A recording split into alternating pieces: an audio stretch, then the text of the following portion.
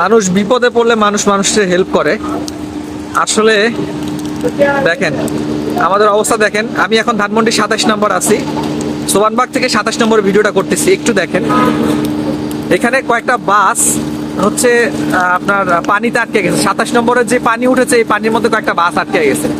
দেখেন ওখানে কয়েকটা রিক্সা যাচ্ছে, রিক্সাগুলো যাত্রী পারাপার করতেছে। এক একজন যাত্রীর কাছ থেকে, যে এখানে দুইজন ভাইয়া আছে দেখেন, এই যে একজন ভাইয়া মাত্র আসলো এবং আরো যাত্রী নিয়ে আসতেছে। দেখেন প্রতি যাত্রীর কাছ থেকে তারা 200 টাকা করে নিচ্ছে প্রতি রিক্সায়। ওখান থেকে এখানে বিপদে পড়ছে ঠিক আছে, তারা রিক্সায় নালে তাদের খরচ হচ্ছে, কিন্তু এটা তো এক্সেস। আসলে দেখেন তারা প্রতি যাত্রী এখান থেকে 200 টাকা করে, যে রিক্সাওয়ালা ভাইগুলো যাত্রী টানতেছে সেই বাস স্টপ বাস থেকে 200 টাকা করে তারা নিচ্ছে।